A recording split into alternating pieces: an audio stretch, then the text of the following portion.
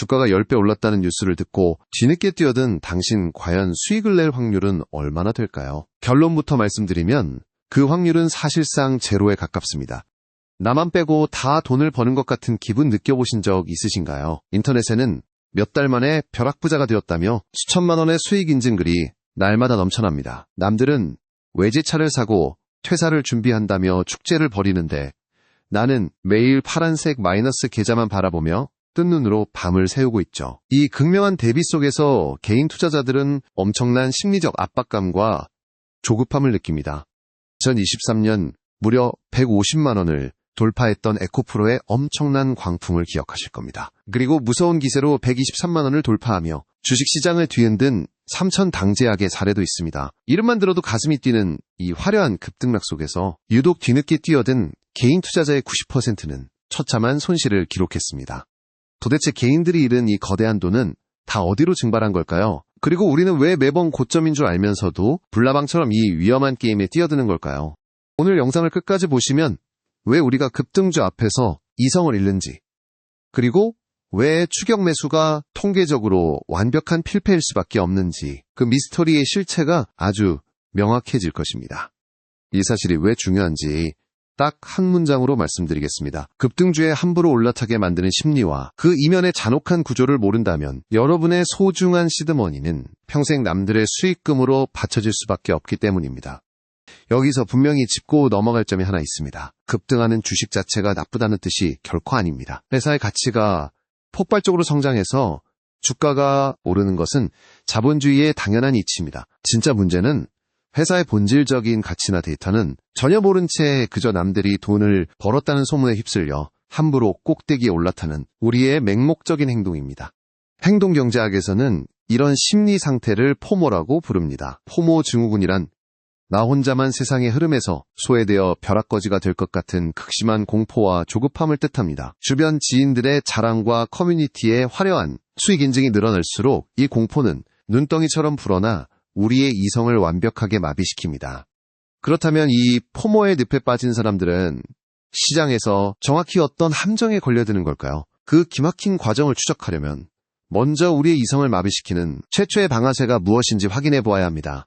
우리의 이성을 마비시키는 그 최초의 방아쇠는 바로 내 손가락 끝에서 당겨집니다. 매수 버튼을 누르는 바로 그 순간 말입니다. 그런데 정말 이상하지 않습니까? 왜 내가 사기만 하면 주가는 거짓말처럼 오름세를 멈추거나 하락하기 시작하는 걸까요? 누군가 내 계좌를 CCTV로 지켜보고 있는 것 같다는 섬뜩한 느낌마저 듭니다.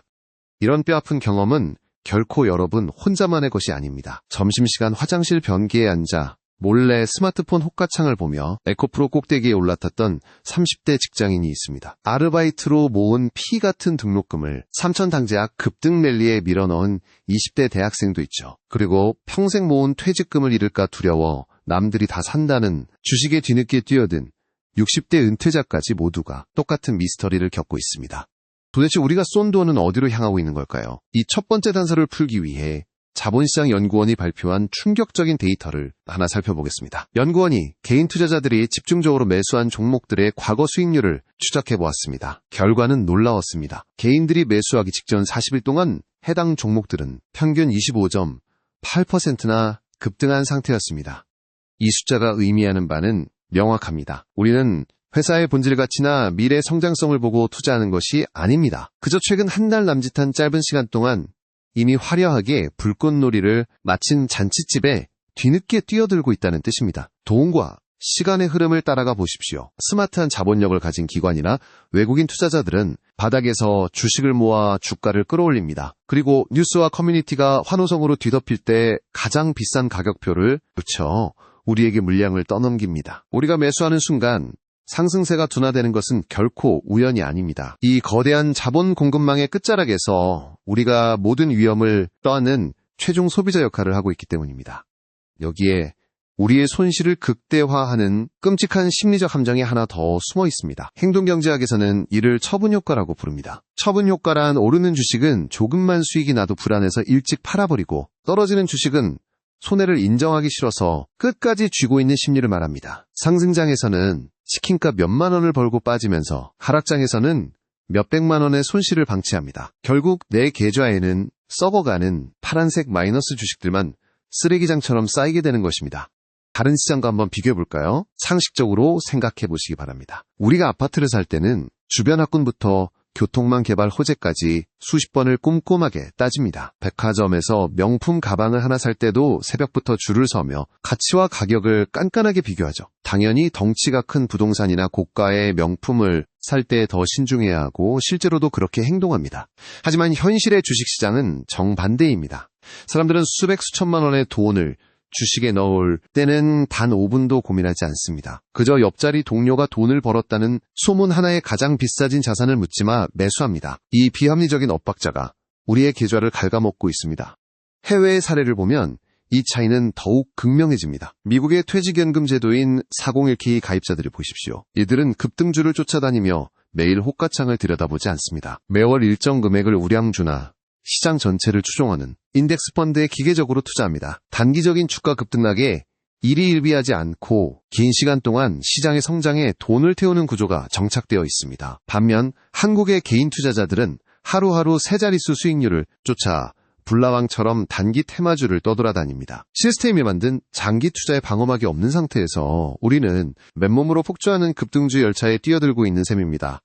숫자는 결코 거짓말을 하지 않습니다. 이미 30% 가까이 올라간 주식을 따라 사고 손절조차 하지 못하는 이 잔혹한 사이클 속에서 개인의 시드머니는 소리 없이 녹아내릴 수밖에 없습니다. 그렇다면 여기서 짚고 넘어가야 할 아주 무서운 질문이 하나 생깁니다. 도대체 누가 이 화려한 불꽃놀이를 기획하고 우리를 이 처참한 게임판으로 끊임없이 유도하고 있는 걸까요? 그 배후에 숨겨진 진짜 설계자들을 추적하려면 시장의 또 다른 어두운 그림자를 확인해야만 합니다.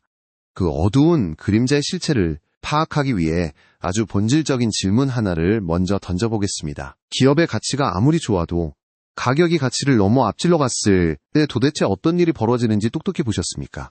우리는 이 미스터리를 풀기 위해 2023년 7월에 뜨거웠던 여름으로 돌아가야 합니다. 당시 대한민국 주식시장을 집어삼켰던 이름은 바로 에코프로입니다. 주당 150만 원을 돌파하며 이른바 황제주로 등극했습니다. 온 나라가 2차 전지 열풍에 휩싸였습니다. 하지만 정확히 1년이 지난 지금 그 화려했던 황제주의 성적표는 어떨까요? 고점 대비 무려 70% 가까이 폭락했습니다. 100만 원을 넣었다면 30만 원이 되어버린 처참한 결과입니다.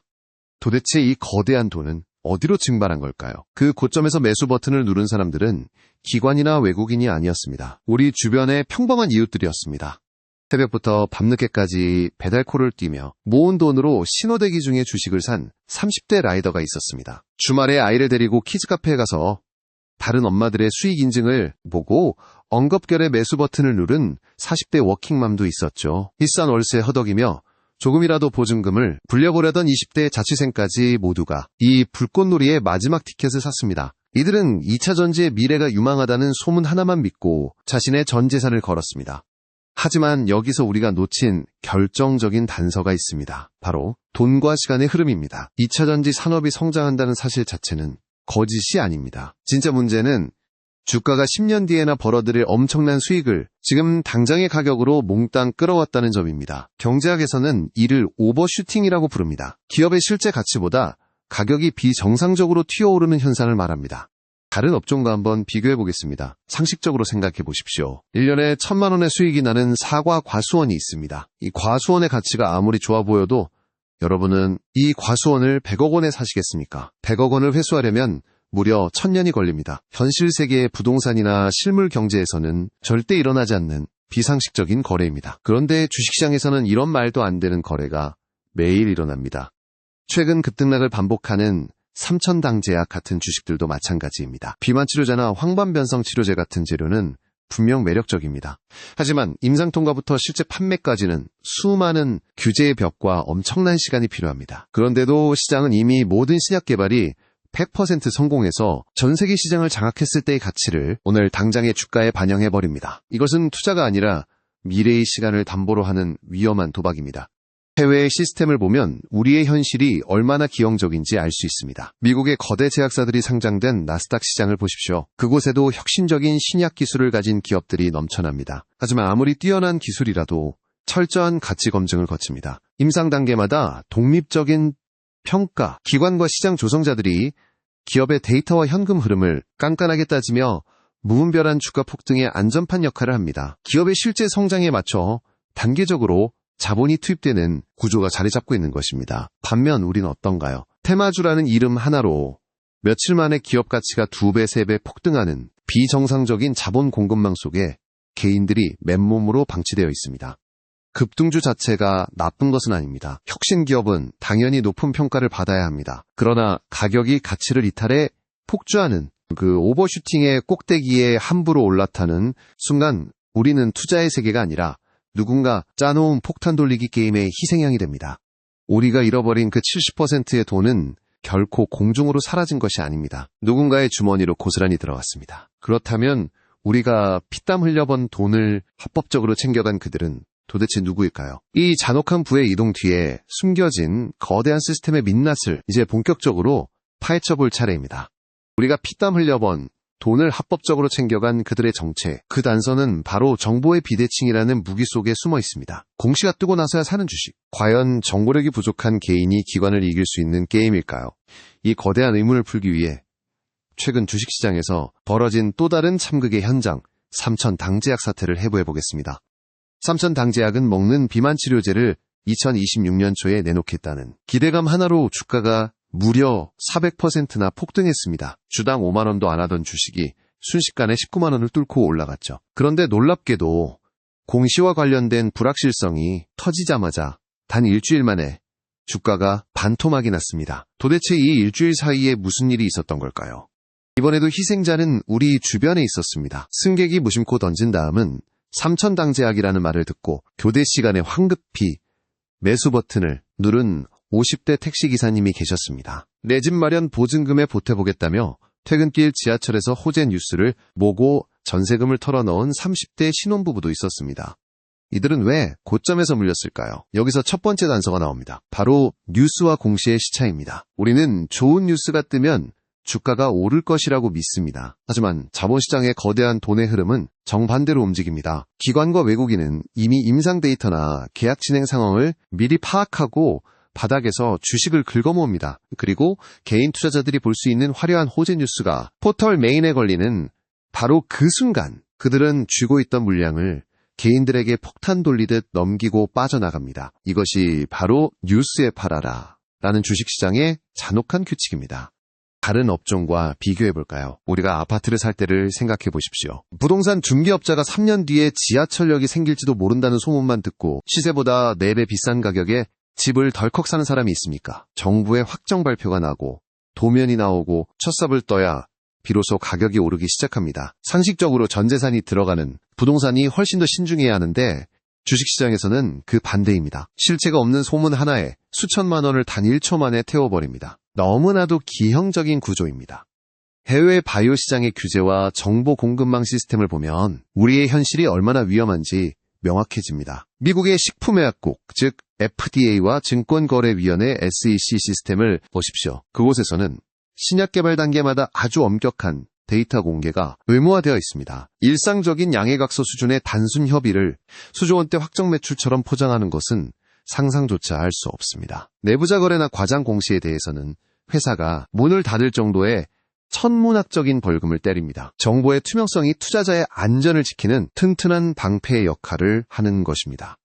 반면 우리는 어떻습니까? 약이 나올 것이라는 기대감 하나로 수조 원의 자본이 몰립니다. 신약 개발은 중간에 엎어질 확률이 90%가 넘는 가장 불확실한 공급망을 가진 산업입니다. 임상 실패나 계약 지연이라는 변수가 터지는 순간 방패막이 없는 개인 투자자들의 계좌는 그대로 녹아내립니다. 급등주 자체가 나쁜 것은 절대 아닙니다. 혁신적인 약을 개발하는 기업은 응당 높은 가치를 인정받아야 합니다. 하지만 기업의 실제 기술력이 돈으로 환산되기까지 걸리는 그 잔혹한 시간의 간극을 무시한 채 함부로 꼭대기에 올라타면 어떻게 될까요? 거대 자본이 던지는 물량을 온몸으로 받아내는 훌륭한 호구로 전락할 뿐입니다. 그렇다면 도대체 이 정보의 격차는 어디서부터 시작되는 걸까요? 왜 우리는 항상 뉴스라는 미끼를 물고 나서야 이 게임이 이미 끝났다는 것을 깨닫게 되는 걸까요? 그 치밀한 비밀을 풀기 위해 이제 우리는 기관 투자자들의 은밀한 모니터 화면 속으로 들어가 보려 합니다. 기관 투자자들의 은밀한 모니터 화면. 그곳에는 화려한 호재 뉴스나 장밋빛 미래가 띄어져 있지 않습니다. 그들이 실시간으로 주시하는 것은 오직 하나의 냉혹한 지표입니다. 바로 내가 감수해야 할 위험 대비 얻을 수 있는 보상의 비율입니다. 여기서 여러분께 아주 뼈아픈 질문을 하나 던지겠습니다. 혹시 여러분은 고작 20%의 수익을 기대하면서 내 원금의 50%를 잃을 위험에 베팅하고 계시지는 않습니까? 급등주 자체가 나쁜 것은 결코 아닙니다. 에코프로가 이끌었던 2차 전지혁명이나 삼천 당제약이 보여준 바이오 기술력은 분명 우리 산업의 중요한 자산입니다. 문제는 주식시장의 잔인한 속성입니다. 자본시장은 항상 미래를 선반영합니다. 선반영이란 2, 3년 뒤에 회사가 벌어들일 막대한 돈을 오늘의 주가에 미리 다 끌어다 놓았다는 뜻입니다. 포털사이트 메인에 뉴스가 터지고 개인 투자자들이 열광할 때쯤이면 주가는 이미 기업의 본질 가치를 아득히 초과한 상태입니다. 이때 진입하는 것은 투자가 아닙니다. 기관들이 던지는 물량을 받아내며 폭탄 돌리기에 마지막 주자를 자처하는 꼴입니다. 타점이 모든 것을 결정하는 것입니다.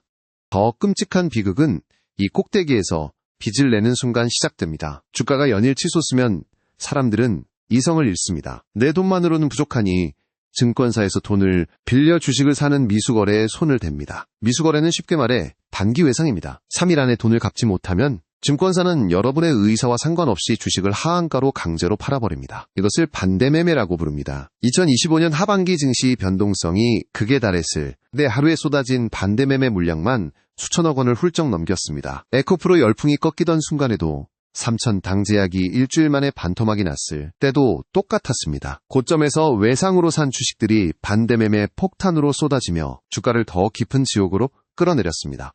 그렇다면 급등주에서 돈을 버는 것은 영영 불가능한 일일까요? 아닙니다. 기회는 분명 존재합니다. 단 여기에는 아주 엄격한 전제 조건이 붙습니다. 대중이 환호하기 전 아무도 주목하지 않는 바닥에서 산업의 성장 구조를 미리 읽어낸 사람만이 이 수익을 누릴 자격이 있습니다. 만약 이미 뉴스가 터지고 급등해버린 주식이라면 철저하게 가격 조정을 거쳐내가 감수할 리스크보다 먹을 수 있는 보상이 훨씬 커지는 안전한 타점까지 기다려야 합니다.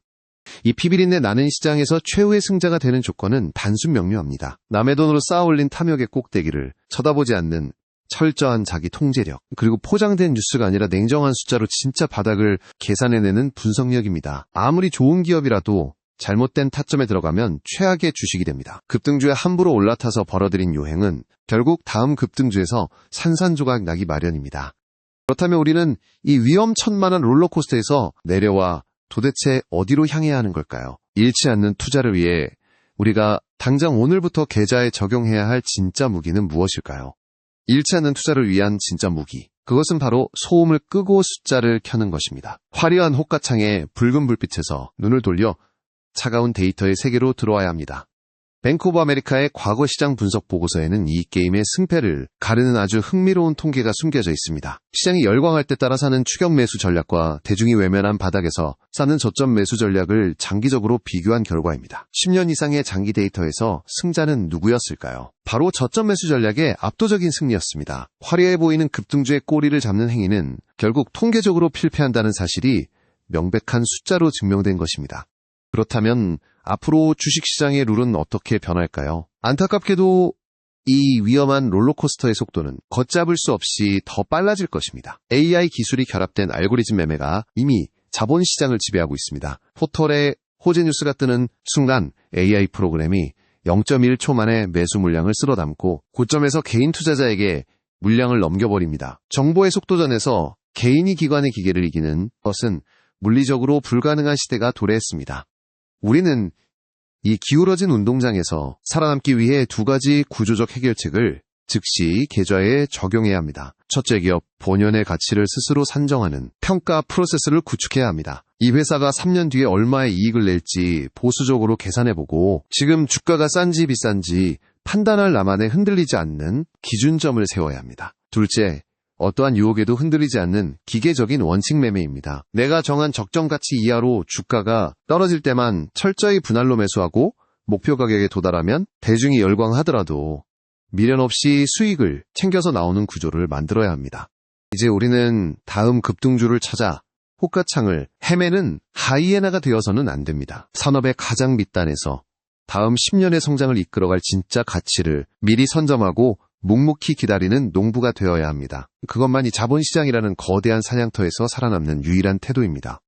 하지만 여기에도 여러분이 반드시 주의해야 할 치명적인 리스크가 하나 존재합니다. 바로 가치 함정입니다. 단순히 주가가 고점 대비 반토막이 났다고 해서 무조건 저점 매수의 기회인 것은 절대 아닙니다. 시대의 거대한 흐름에 밀려나 영원히 적자의 늪을 헤맬 기업을 그저 가격이 싸다는 이유만으로 샀다가는 여러분의 소중한 원금이 영원히 녹아내릴 수 있습니다. 싼 주식이 아니라 기업 가치 대비 억울하게 저평가된 주식을 가려내는 안목이 필요합니다. 오늘의 한 줄 메시지입니다. 급등주에 환호하는 군중 속에서 빠져나와 고독하지만 확실한 숫자의 편에 서라. 자, 이제 여러분께 묻겠습니다. 내일 당장 튀어오를 다음 급등주를 찾아 헤매기보다 다음 세대의 성장을 이끌 진짜 가치를 미리 선점할 준비가 되셨습니까? 여러분이 소음에서 벗어나 지금 남몰래 분석하고 있는 저평가, 산업이나 기업이 있다면 그 이유와 함께 댓글로 남겨주시기 바랍니다.